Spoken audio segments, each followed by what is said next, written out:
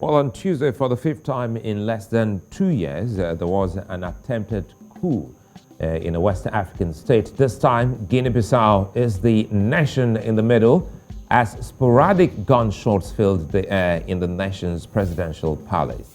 While he survived the coup, President Umaru Sissoco Embalo said many people were killed in the attempt to overthrow his government. And the political instability of West Africa comes to the fore again. 4 countries have now faced a coup or an attempted coup in the last 18 months. And in most of these West African nations, the people are in support of the military. Is democracy under threat? Everything points to it. The military is gaining confidence, nation after nation, and the West African bloc is in dire straits. Welcome to Village Square Africa here on News Central Television as we continue discussions around the coup in West Africa and democracy. I'm Sulaiman.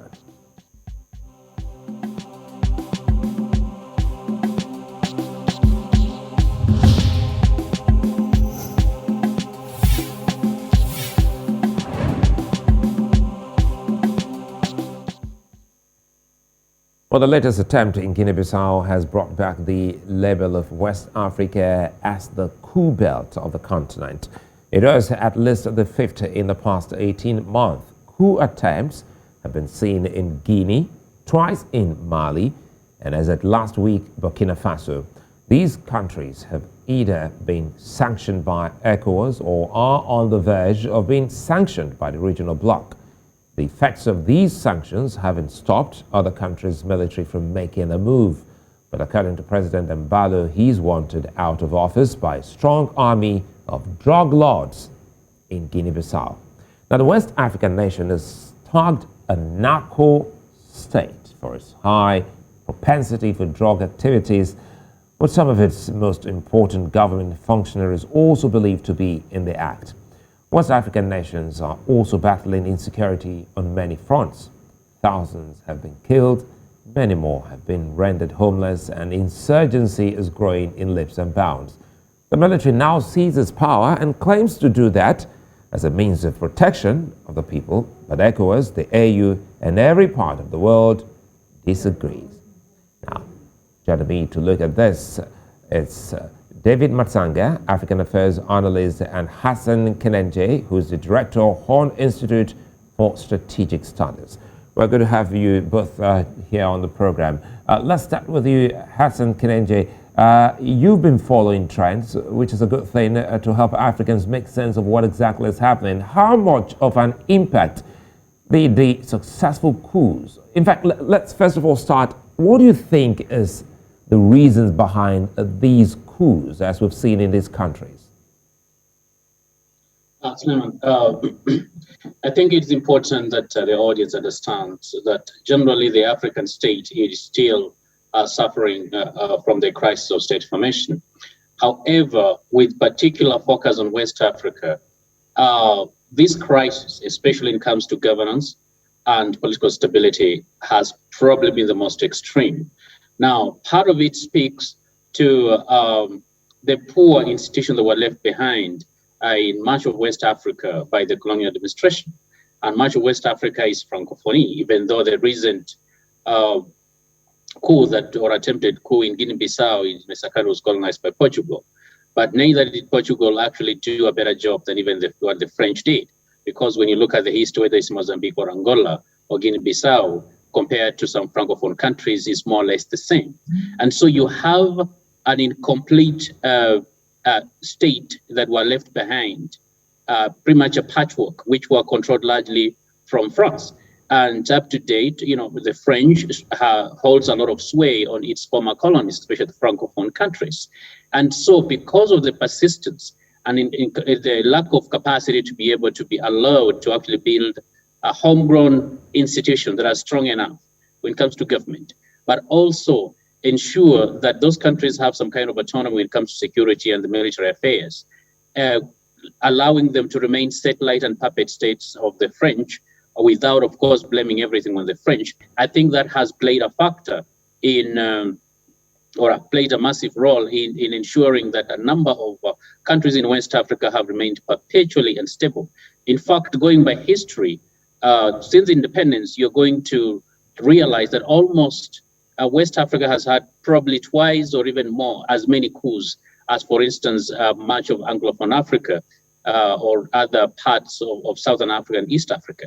And so that colonial legacy that compounded the existing problems, whether you're talking about the problem of weak state corruption or the narco state that Guinea-Bissau has essentially become, has combined and conspired, I think, to create the kind of environment we see today.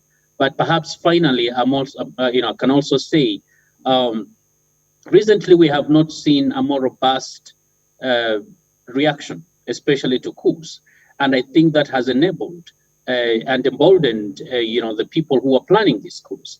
So while ECOWAS and the African Union, the regional bodies and the continental body, of course, they will suspend these countries and pretty much, pat them with a feather as punishment. This is not sufficient, honestly, to change course. And I think that the African Union and ECOWAS or regional bodies, as well as the international community, has to come up with a mechanism to make coups.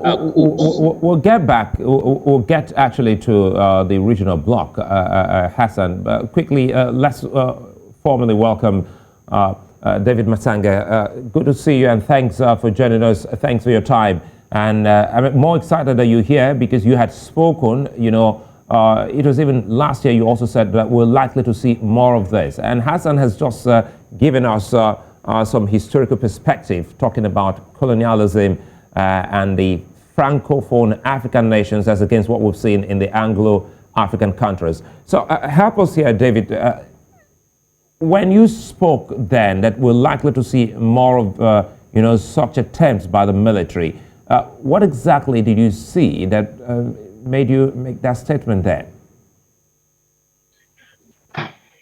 First of all, thank you very much. I think I was, and I want to thank Dr. Hassan, my brother. I've been looking for a time when we can debate such a debate, very crucial to Africa. I'm a Pan-African who speaks it as it is. And on this show, 2 weeks ago or 3 weeks ago, I told you yourself that there is another coup. And now, before I go further, there is another one coming. There's another one coming. And this time, one of these countries will shake the world. There is one coming. You know what? The problem that we have is we have not gone. I agree with Hassan completely. They left a shaky ground. The colonial master came in, arrived, but left us tied to something that we cannot run away from. A country has its minerals, for example. It cannot mine them. But the people are poor. People are saying we need services. But in the French colonies, some of these countries cannot mine those minerals. They have to get a permit from Paris. I have been on the record because I don't go to Paris. I don't care a damn. I don't need their passport. I don't care a damn. If they say don't come, I am not bothered. I am one of the few people who does not like the French policy on African continent. It has divided us Africans more than before. And therefore, there are two things that we should do as Africans. If you look at the people coming from the barracks to overthrow governments, they are not generals. They are younger generation, a crop of younger generation. Is there a problem? Why is it that we are not having General Babangida, General who, like those General Muhammad Buhari, General Obasanjo, who came up and overthrew governments? Why? Because the French cannot convince those old generals that these are the way things used to be. We can do this because all the generals know them better. The younger generation within the army, in most of the Arab French-speaking countries, are ambitious. One, ambitious for money. Two, ambitious for power.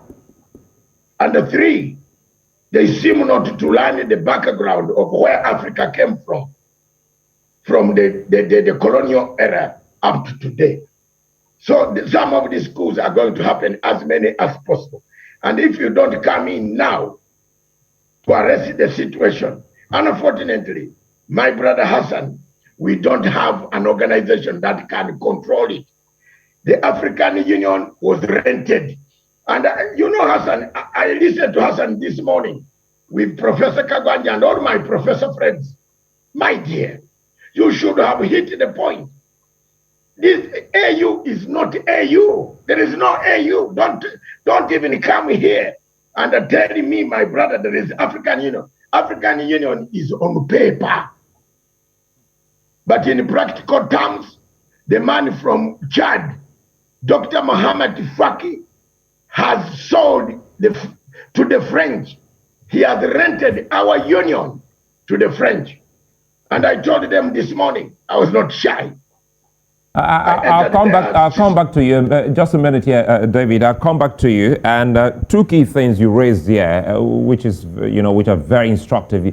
You brought the perspective of the age, range of these generals. I mean, these army officers who, perhaps, in your words, don't know the history of the continent, or where we're coming from and where we're headed, and they're easily convinced by the colonial masters. And of course, you also mentioned ambition. Let me bring in Hassan here. We'll come back to the AU and of course ECOWAS, which is very key. Already Hassan started off, but we'll come back to that.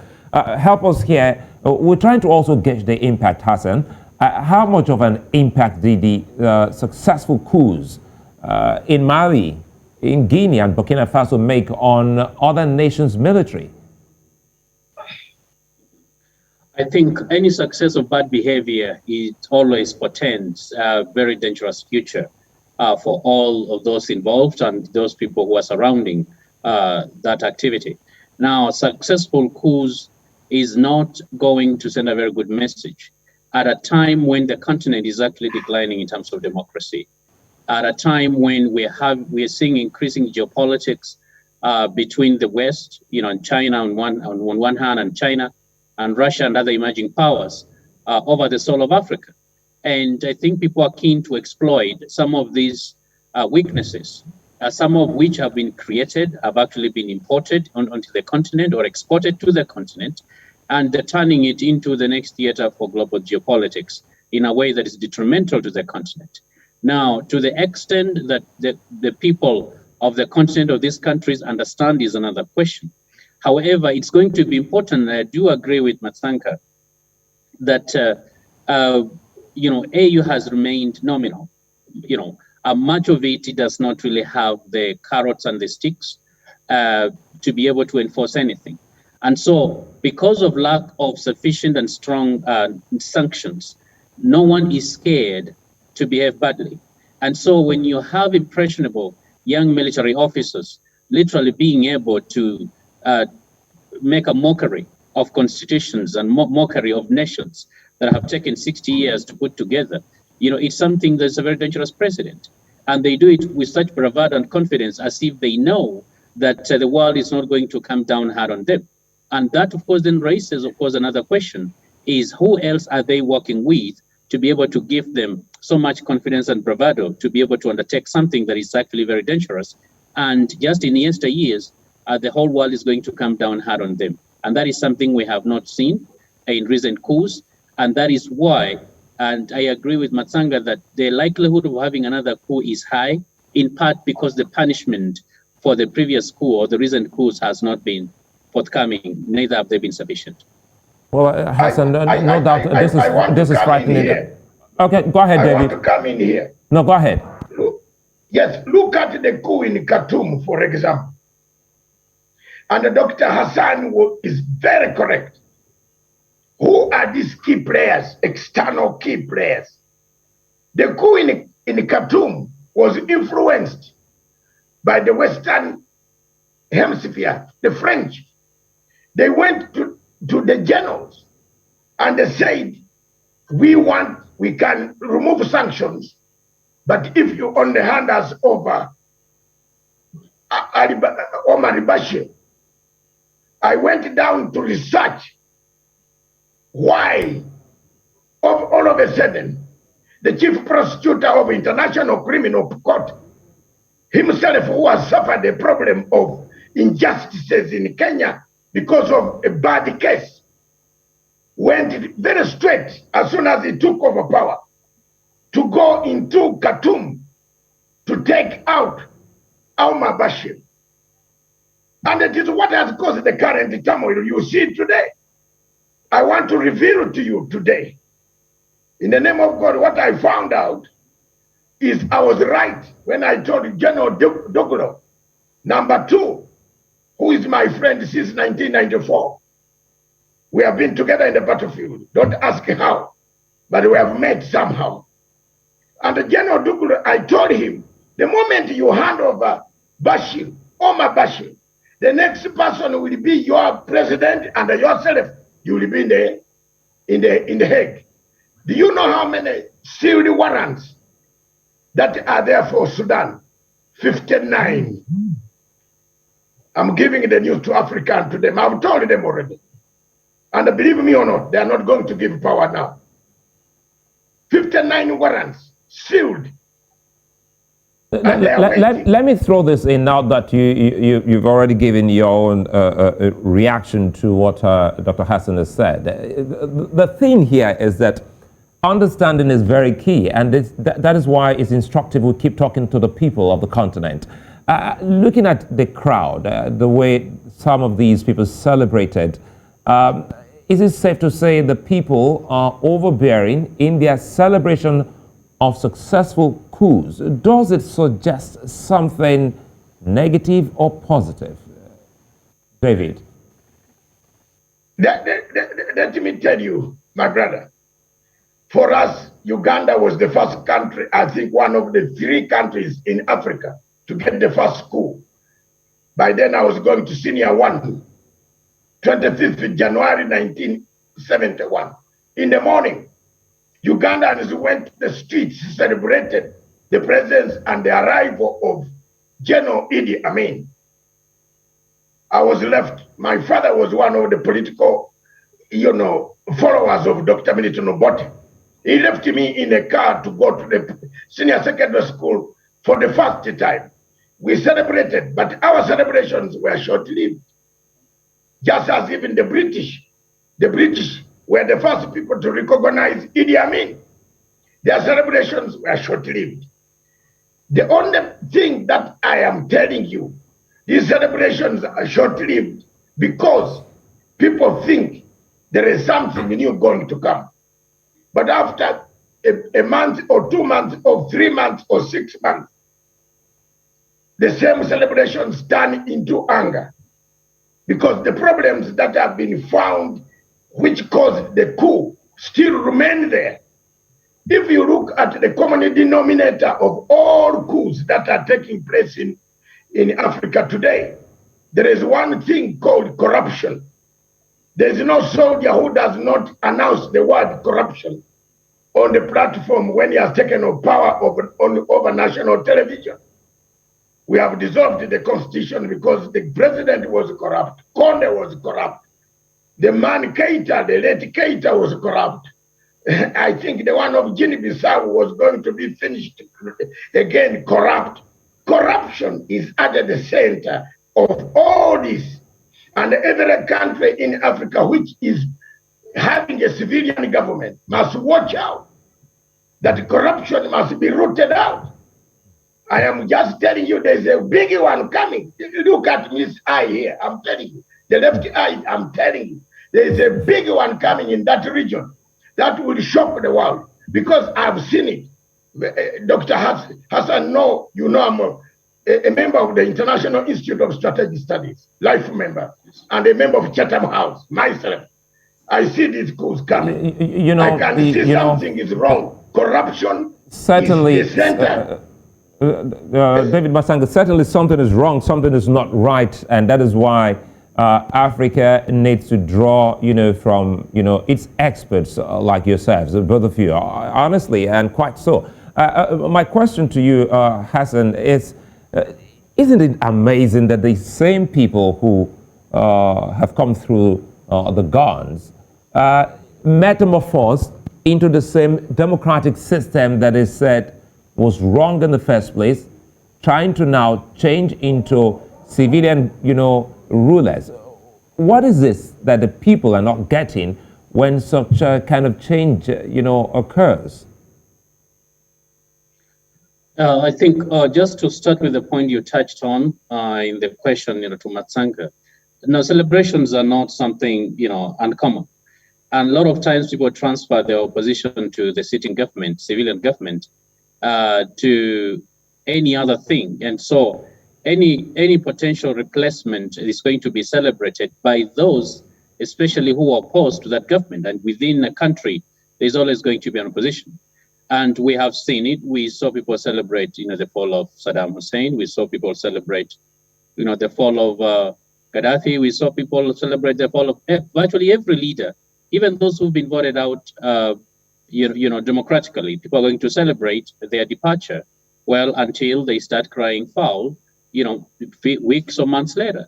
Now, there's been a tendency by military leaders, especially, to try and normalize themselves and react from the military fatigues in wearing suits.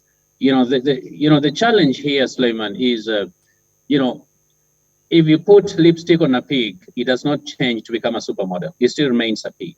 And so just because you've moved away, you've changed the fatigues into a suit, it does not make you less of a military person. Neither does it change your intentions or whatever your conspiracies, you're having for the country. And because, unfortunately, as Africans, we've been very, very gullible. You have administrations, especially military administrations, come to power through corrupt means, meaning because if you have to overthrow the constitution, you're coming through a corrupt means. But then at the same time, preaching that your intention is actually to get rid of corruption is ridiculous. Now, the challenge is for African citizens also to rise up, because these leaders, either they are self-serving, one, or two, they're serving the interests of the masters. And those two things are always very connected. And some masters are internal, some masters are external. And in West Africa, the masters are increasingly external. And so if attention is not paid in a way in which, especially some young officers who tend to be very well schooled abroad, especially in terms of military affairs, when you look at them and you look at their history, these are not mostly people who are trained, especially the leadership, the ringleaders. They're not trained in the country. They were trained outside the country. And when it's not hard sometimes to see that foreign hand actually in the affairs that are going on increasingly. And so for us to sit back and somehow, pretend that military people who came through a coup, they're going to bring democracy, is actually lying to ourselves. But I think it's also important to try and build institutions within the states and within our countries.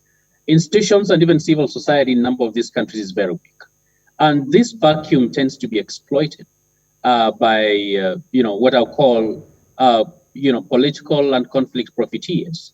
And these profiteers, they could be foreign and they could be, domestic. And a lot of times it's also a combination of both foreign and domestic. And so they look at situations that they can exploit. Now, the Guinea-Bissau or Burkina Faso, for instance, one being essentially a narco state, another one facing, extremist insurgencies. These are weaknesses that can easily be exploited by those who actually want to change the status quo, in part because either it's not serving their interests or for whatever other nefarious, reasons they may be having. But I think as Africans, we have to wake up to the reality that the best or the worst civilian government is always better than a military dictatorship. David Matsanga, help us here, because looking at the young officers and also talking about. By the way, thank you very much, Hassan, for spacesheeting on that aspect of jubilation, which doesn't actually mean an acceptance. There's always a divide in every country of the world, those who are in opposition and those who are for that particular government. So David, this has to do with what, you know, people are getting in some other parts of the continent. Some think, help us here, because you said something about the colonial masters, you know, still pulling the strings in some of these countries. But some others thought that the coups were a protest against the colonial masters. But listening to you now, it looks as if these people have been, you know, instigated and supported by the colonial masters to unseat the government. Yes, there are two planks. They come from, one is called George Soros. He's an outfit of CIA, which overthrows governments, and it has put it on your website. I don't know whether you have seen it. It says it overthrows governments. And it has stated categorically that when we see a bad government in Africa, we come for you. They pay money in dollars and destabilize the government. Hassan knows what in Kenya, who is being funded by the George Soros group. Today, the George Soros group in Kenya, for example, are not talking about corruption. There is nobody, no NGO in Kenya going to court to stop corruption. They are only going to court on the side of corruption. You know, you saw all NGOs in Kenya, for example, filing applications to stop a good law. On whose side are they? On one of the candidates. Let me bring you another flank. Another flank is something called Total Oil. Some of you Africans are very crazy. I don't know whether Hassan is crazy like some Africans. I don't watch AFCOM. I don't watch AFCOM at all. You know why I don't watch AFCOM as a Pan-African? It's because it is sponsored by Total Oil. Total Oil is the main cause of all the conflicts that we have on this great continent, including the one in Mozambique, Cape Delgado. There was no war there. There was no war there. Now today they are around this region in Uganda signing an agreement yesterday, and they are running around in Hassan's country, in Ngamia 1, Ngamia 2, Ngamia 3. They are preparing for a regime change. And we are not saying it. They keep us in conflict while they sign contracts for where the oil is and the hot gas, spring, and so on and so forth. Now, another problem we have in Africa is that we intend to take our young officers for courses in America, in the United Kingdom, instead of taking them to courses in Tanzania. How many African countries don't take their officers abroad? I see announcements yesterday, the other day, President Museveni sent 2 officers abroad. You are sending them to go and study democracy, which is not in your country. You are sending officers. Have you ever seen Chinese sending people to study, military people? They are military people to study abroad. Have you? Show me one Chinese who is studying abroad in the United Kingdom. Show me. They have their own training grounds of culture. But if you are sending your officers, the officer who overthrew President Conde, where was he trained? He was trained in Paris. He went to Paris. He went to several schools where democracy is available. So when such an officer returns from abroad to come and take over a unit, a battalion of men, and becomes a commander of these men, he wants to see democracy. But when he hears the president saying this, and even the president calling him, come quickly, there is diamond here which we want you to export. You are teaching him. Some of them don't like this. These are younger men. We are lucky that the officers who went to in London, in UK, in that military school in UK, and the one that trains the people in the US, these are all the generals. That's why you are not finding a group of all the generals coming to overthrow governments in Africa. You are having let's take a moment. When we come back, we'll dig in deep to look at the AU and ECOWAS, because all the points raised here, point to one thing, looking inwards, Africa for Africans. That's when we come back.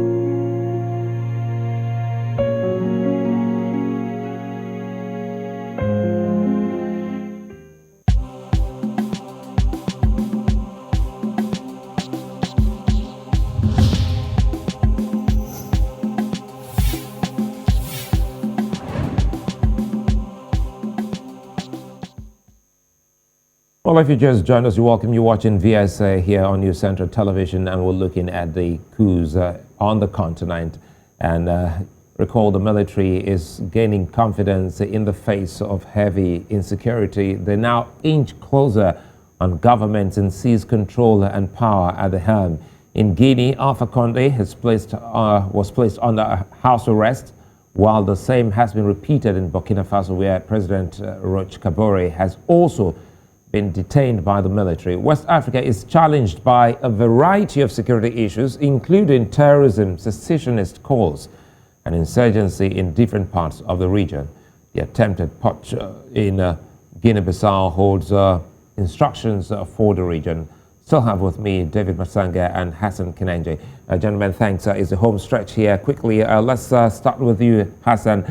Listening to both of you, the question now is trying to look inwards. But sadly, you started off, and I said, we're going to save that for last. But now listening to you both, who's to help, in a continent where the union, like the AU or the sub-regional bloc, the ECOWAS, seem not to have the balls or the bite? What's the solution to political instability? Part of the challenge, Sulaiman, with Africa and Africans since the end of colonialism, it has been over-reliance on the outside world to come and save us from ourselves, essentially. I think it's important we recognize that no one really cares so much about Africa as much as we do, and that if we do not be able to put in place institutions that actually have some teeth to be able to bite, we're going to be beaten all the time.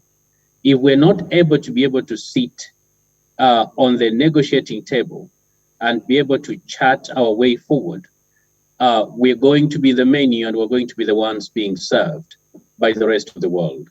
And so that recognition should, I think, push the continent and regional bodies to develop. For instance, the Africa Peace and Security Council has to develop a mechanism of actually enforcing some basic sanctions, but at the same time, sending a very loud message to our external partners, whether it's the West or Asia, that continued engagement with a country that has behaved badly is going to cost your relationship with the continent.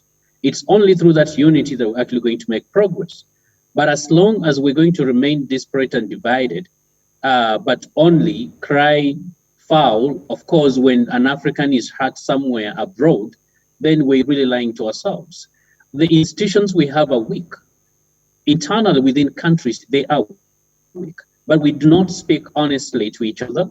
Within the African Union, now the headquarters of the African Union, of course, is in shambles. Addis Ababa has been in turmoil itself. It's even hard enough for people to meet. So when the mother is ailing, the matriarch is ailing, and the continent doesn't seem to have clear leadership, it does not seem to have credible leaders who, unlike, let's say, previously that people had some credibility, then where are we going to go? There's just this extreme sense of patrimonialism, nationalism, and very atavistic, approach to African business in ways that does not advance our interests at all. And so, for instance, ECOWAS and ECOMOG had historically, in recent history, had been very firm in certain cases, as we saw in Sierra Leone, as we saw in Liberia. But then increasingly, what has happened lately? There doesn't seem to be actually much sanction, or rather action, or even appetite for anything that is effective. The African Union, of course, I think since the unfortunate and brutal death of Colonel Gaddafi, it seems to have been sent into some spin of some sort. And I think Africa is trying to find itself. Unfortunately, we lack leadership, both regionally and continentally, to be able to actually guide the continent, the people of this continent, 1.2 billion people strong, into a way that is going to be self-sufficient. We cannot be extending the begging ball, both for food as well as for security. We have to learn to live with ourselves and to live within our means. We are capable of securing this continent. And I think that is why I have confidence that if leadership emerges and decides to chart a different direction, we're going to get there. But as long as we're allowing foreigners to be able to interfere into our affairs and eat our lunch, and increasingly both big powers and emerging powers are now literally taking us for a chess game, it's going to be increasingly difficult to stop, number one, the phenomenon of coups in the continent, but number two, to ensure that stability reigns, not just in West Africa, but across the continent. Well, David, help us here. Listening to Hassan, what readily comes to mind is like the mother hen has been, taken out and the chicks are all around, scampering for safety. Help us. Why is Africa divided? It's divided because we are also divided from our mother's wombs. We have not faced a change. Africa's mindset is fixed. Africa's mindset is who has got more and who has got less. Look at the situation. Let me first of all react to what Dr. Hassan has said. To save sanctions, which sanctions? AU is a toothless dog. Let's talk the truth, Hassan. What sanctions? AU has double standards. Remember, the election is in Democratic Republic of Congo. The AU sent their observers and monitors. They spent our taxpayers' money. For almost 2 months, they were in Democratic Republic of Congo. They brought out a report saying the elections in Congo were free and fair. Although there were a few difficulties here, the overall picture was very good. They went back to Addis Ababa. The chairperson of African Union, and you can check this, it's not Matsanga, check it and see. The chairperson of African Union, my dear brothers, wrote a letter telling all African presidents not to attend the inauguration ceremony of Mr. Tshisekedi. On instructions of who? On the instructions of France, French hegemony. The man wrote a letter, and this is the man who paid observers to go to Congo. And they brought a report. Then he said no president should go for inauguration. It was only Uhuru Kenyatta, Raila Odinga, Kalonzo, and Zimbabwe. Because I told him, Emerson, don't listen to stupidity. Send the deputy president. And Deputy President General Chiwenga was in. That is to show that African Union is rented. We have rented it to France. Tells us to jump, we jump. France tells us to go slow, we go slow. There are so many instances in Africa where I can bring these examples. So, on question of sanctions, you are putting sanctions. Why don't you put there, and Dr. Hassan, you and I can sit down and give these guys a paper on trigger of conflict. Why don't you put there a mechanism which trigger warning systems that there is a coup coming? Call this president. Look at the question of Cameroon. We are playing football in Cameroon. A few meters away, there are men in the bush. There are women in the bush who have never eaten for almost 6 years. They are being butchered in Amazonia. And this president of Cameroon does not even live in Cameroon. Do you know the problem we have in Africa? Surely you people. Look, a president comes to open a football match of Africans and flies back to Geneva, Switzerland, to stay until he comes for closing match. You call that Africa? Is this the Africa we want? So, no, you tell me, is this Africa? Can I go for such a football match? When there are people in the bush who have suffered, women, children who have not gone to school. Before I go to Hassan, let me come in here. You've mentioned some names, and I was also going to. You mentioned some names, and I was going to ask, how is it that some of these key individuals, key presidents on the continent, for instance, by every means, a lot of Africans love President Kenyatta. Why is it that we haven't seen people who are so audacious, people who understand the politics of unity, come on the saddle to drive the union and see what, comes to the continent? Kenyatta has tried. The war in Ethiopia is cooling down because of President Kenyatta, and I give him a credit. I want to give him a credit. The Ethiopian conflict is down. The Rwanda-Uganda conflict is Kenyatta again, quietly behind the scenes. Silent diplomacy. His Excellency President Uhuru Kenyatta has done very well here. But let me tell you, you are saying that which African leader will condemn the other? There is no African leader who can condemn the other. Tell me or show me one who has condemned the other. We are only condemning the soldiers who have come to overthrow us. None of them can condemn the other. You look at Tshisekedi, when he arrived in the AU, he was given the chairmanship. The man, did not want to witness his inauguration. So what type of standards are these? Let me come to the elephant in the house before Dr. Hassan comes in. The elephant in the house is Turkey, UAE, France, and now Russia and America. That is where, look at another example, very worrying on Africa. You go to Libya, you recognize the government in Tripoli. You create General Khalifa Haftar and give him Bagazi. The same AU deals with both Khalifa Haftar and the other one. And we have already in AU, in the heads of state conference, summit, and the Council of Ministers recognize the Tripoli government. Where is the double standard coming from? In Bagazi, there is France behind the Bagazi government of General Khalifa Haftar. Egypt, Assisi was the chairman. He recognized General Khalifa Haftar. Is that AU? Zero. Turkey has come in as a new merchant of conflict. It has done. Let me bring in Dr. Hassan here. Okay, minute. Let me bring in Dr. Hassan here, and it's amazing that Africa will see some of these, jubilant Africans on the street, waving Russian flags.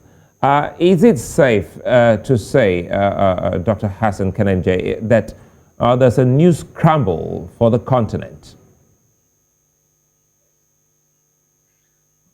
Yeah, these are phenomenal that refer to as the second scramble, for Africa. So while it is not, coming with, gunships, it is also coming, through other means, and also involves guns. In fact, it is making the dream of silencing the gun or silencing the guns on the continent really a far-fetched, idea. And what we have seen is that the continent is increasingly being sliced and diced like an apple pie. My colleague just mentioned, the situation in Libya that is now being shared, between, the French, the Russians, the Gulf countries, Turkey, and others. Somalia, on the other hand, is also being done the same way. Ethiopia, increasingly, this conflict has revealed there are multiple players right now, competing to arm militias and governments alike, including those who don't even actually like each other. You have, for instance, competing Gulf countries arming the same side in Ethiopia, but at the same time, you have Chinese, wanting to maintain, a stranglehold on the Ethiopian, government, in part because of the investment. And so, not, I think, being aware of this is going to be dangerous. Russians are already, competing with the French in Central African Republic. Increasingly of late, of course, they've also wanted to set up a naval facility, in Sudan. And we see the Sudanese, military is, heavily being, funded by some Gulf states at the same time. And so this kind of dynamics turns the African state into a puppet state. It's actually worse than a banana republic, because at least a banana republic has bananas to sell and perhaps may have a say on the market. But when we become a completely, puppet state, it's going to be increasingly difficult. Unfortunately, there doesn't seem to be a recognition of the leadership, including sometimes the, intellectuals and opinion makers who are actually supposed to aid and help these countries be able to chart a different path, forward. And I think the continent is at a point where perhaps some kind of an implosion may be required, perhaps for them to realize that the trajectory on which it is not sustainable, because there is a lot of activity, both internally and externally, but then there is very little response that is coming from the continent or its leadership or its supposed thinkers. Well, let me close with you before I come to David. Let's have your closing statement so that we can get to David and close the show. When you sit at, the Institute, what are those things you think the ordinary African watching, who is not a president or leader, political leader, can start doing by way of sensitizing, young Africans about what the continent is going through? History here is very important, isn't it? Very, very important.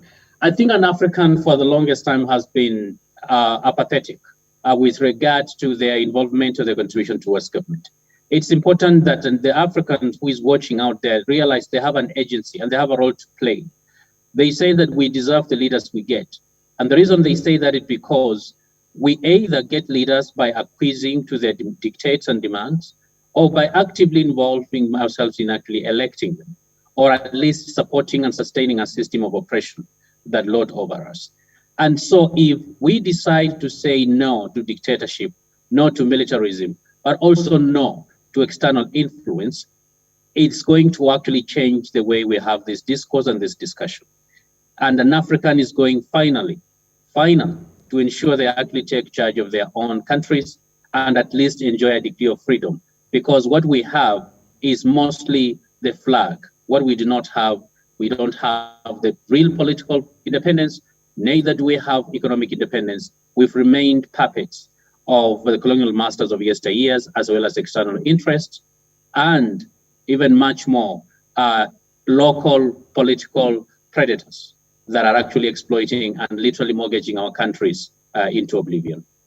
David, before I ask that you give us your closing statement, please help us here with this. I realize Senegal has never experienced a coup d'etat, but its current political instability and protest by citizens is putting it at such risk. How can a country like Senegal deal with this kind of problem? First of all, I am one of the few, and let Hassan hear me. I'm one of the few people who say Africa does not need elections. Because we don't understand what elections are in Africa. Elections in Africa is to beat each other. We pay money to be beaten after the end of the elections or during the elections. If I were a leader in Africa, first thing is to change a method of how we can govern ourselves. I have never seen a Chinese MP. If you have seen one of them, Hassan, Dr. Hassan Kanneje, bring one to me, I'll give you 1 million shillings. Have you ever seen a Chinese MP with a briefcase and a big can, a big stomach, bigger than Matsanga's? Maybe. Have you? It is not there. They are not there, but they give us money. They lend us money. We wasted time and money which would build hospitals on elections that we don't agree on. So why do we hold elections? Africa does not need elections. That's one. Two, a country like Senegal, President Wani did a great job. He assimilated very many people. But time has come when people who were assimilated are gone. The assimilated guys are gone. These are new men coming in. The younger generation of Matsanga, who grew up when assimilation policy was real, are dying. They have died. They are going.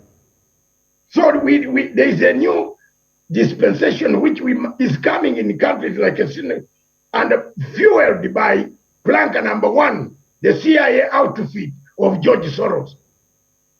Why has George Soros, who was issued warrants of arrest to Interpol by Russia, not arrested?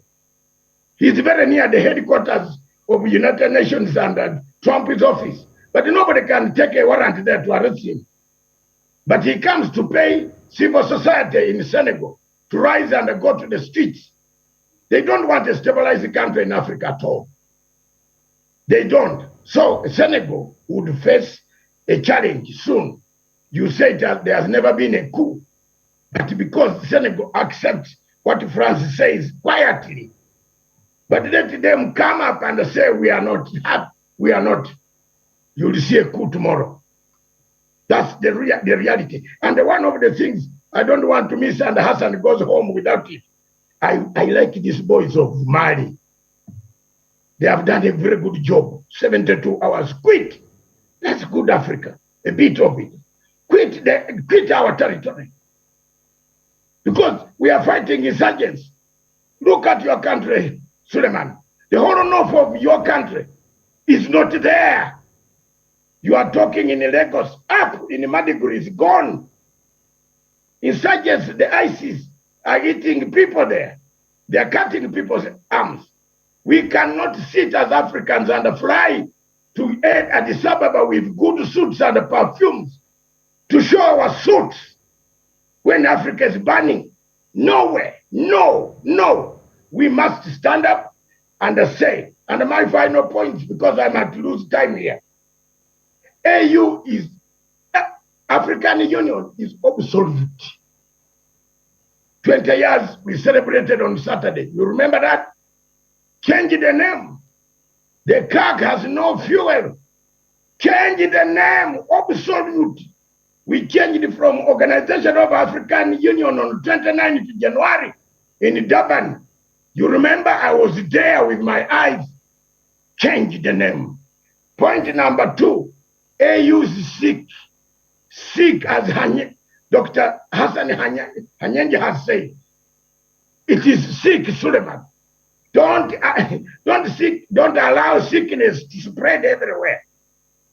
We have survived the corona, and we don't want sickness from AU. Number four, and which is very devastating, the amount of corruption in the AU itself. Sulaiman, I want to tell you, we applied for passports. They told us, fill the forms. Some of us filled the forms telling even when our fathers died. The date of your father when he died, fill the form. Where are these passports for African Union? Zero. I think we're really out of time, but I must say, as I say always, we'll do this. As I say always, we'll do this again. Bring us back. Yeah, absolutely. We'll do this again. And you both have been far too kind to have been able to, unpack these, for the continent. We're hoping that, very soon we should look at it again and see. I think it's a constant thing that we must be doing for the continent so that we'll bring back history We keep sensitizing the continent, let them know the importance of staying together. Many thanks for being such a nice company, Hassan, Kanneje, and David Matsanga. Thank you for watching Africa. I'm Sulaiman. See you again.